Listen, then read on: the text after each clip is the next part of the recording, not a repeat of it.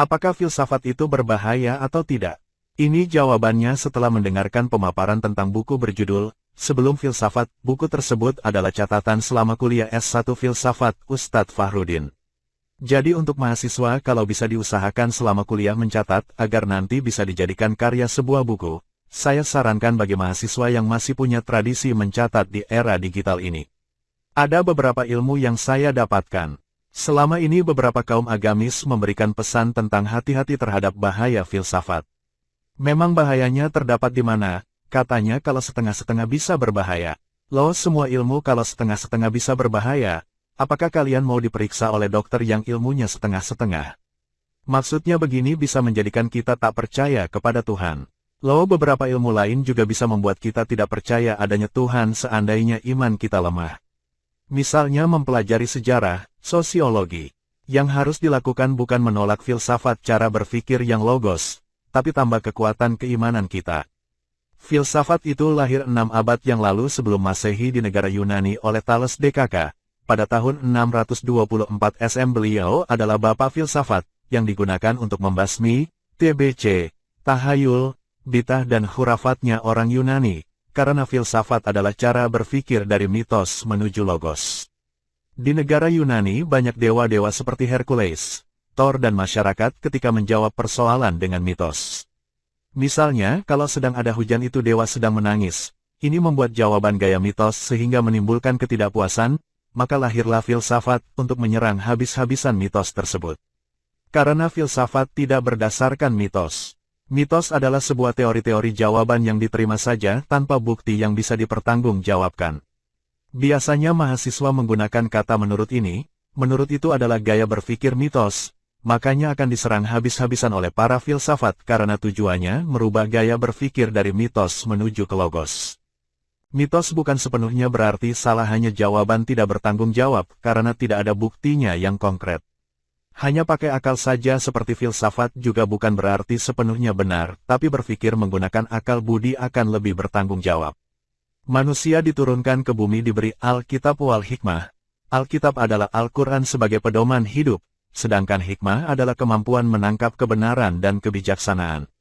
Ciri-ciri pertama filsafat adalah gaya berpikir dari mitos menuju logos, maka kalian yang gaya berpikir logos bakat menjadi filsuf. Sering berargumentatif dan mengkritisi. Ciri kedua ingin tahu dan takjub. Ada beberapa redaksi ayat Al-Quran yang menyindir kita dengan berbunyi apakah kalian tidak berpikir? Apa kalian tidak berpikir? Karena rasa ingin tahu itu berarti tidak mudah percaya begitu saja. Misalnya sudah biasa dengan gaya kita yang biasa seperti ini. Terus kita pertanyakan sendiri maka akan menjadi kegelisahan. Karena gaya ingin tahu adalah fitrah manusia. Misalnya ketika akal manusia mulai berjalan untuk anak kecil pasti apapun akan dipertanyakan, itu berarti sedang mulai berjalannya akal. Akan tetapi lingkungan sering membungkamnya sehingga anak tidak kritis lagi. Misalnya ibunya capek ditanya-tanya terus oleh anaknya yang cerewet akhirnya marah. Maka anak kecil tersebut akan menganggap bahwa banyak bertanya itu sesuatu yang jelek. Sehingga ketika sudah dewasa dan menjadi mahasiswa akan menjadikan gaya jarang untuk bertanya dan kritis. Seperti contoh mahasiswa zaman sekarang bahkan sangat tawadu sekali ketika dosen masuk, kepalanya pada merunduk semua, sayangnya sedang sibuk dengan HP. Sebetulnya apapun bisa dipertanyakan, ada banyak hal yang sebetulnya normal di sekeliling kalian yang perlu dipertanyakan, tapi jangan lebay juga. Misalnya para mahasiswa sedang nongkrong di warung makan terus dipertanyakan, ini hikmahnya apa kita nongkrong? Ah, kelamaan mau makan saja dipertanyakan, sudah lapar ini. Bikin argumen itu yang kritis, yaitu membahas yang konsepnya jelas. Kalau konsep tidak jelas pasti akan berbeda, maka akan menjadi ramai dan berdebat. Makanya ayo kita perjelas dulu konsep yang mau kita bahas. Misalnya ustadz itu apa? Ulama itu apa? Bedanya apa antara keduanya? Atau keduanya artinya sama saja. Pembicara, pemateri atau narasumber kita harus tahu bedanya. Jangan yang penting diterima saja. Harus punya landasan, ada dasar argumentatif. Diawali dengan kata mengapa. Ketika diawali kata pertanyaan mengapa, maka pertanyaan yang sederhana tersebut akan membuat suatu jawabannya yang tidak sederhana. Hidup tidak ada harganya jika kalian tidak kritis mengerti situasi dan mengerti porsi. Misalnya sudah waktunya nembak cewek tapi tidak ditembak-tembak, maka kedahuluan orang lain kalian menangis. Kalau kalian argumentatif, kritis dan jelas konsepnya maka akan mencari cara jawaban opsi yang lain ketika patah hati bukan satu opsi jawaban. Ketika sudah kritis, konsep jelas dan argumentatif maka akan sampai pada kebijaksanaan, karena kebijaksanaan satu titik lebih jauh dari kebenaran. Kebenaran tanpa kebijaksanaan maka hasilnya kontraproduktif bisa membuat hubungan bisa rusak.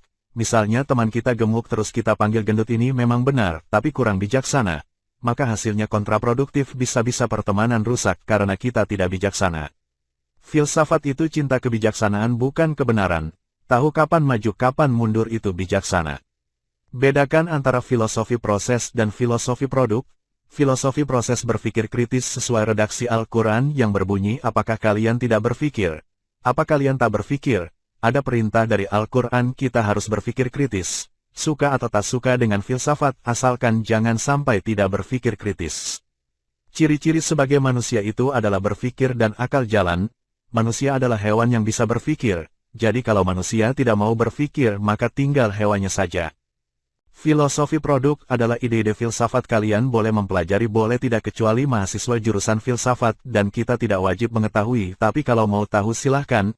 Beberapa ulama pesan untuk hati-hati terhadap filsafat, bahkan perintah dari ulama untuk hati-hati terhadap filsafat padahal ulama tersebut sedang mengajak untuk berpikir argumentatif itu sebuah filsafat juga. Bedakan antara keduanya. Ada filsuf, ada ahli filsafat. Filsuf adalah semua orang yang berpikir, berprinsip dan menjalankan konsep serta punya pedoman. Misalnya sedang kuliah berpikir jangan pacaran nanti mengganggu kuliah. Atau berpikir pacaran agar kuliah semangat terutama dengan yang pintar agar cepat lulus, itu bagian dari berfilsafat.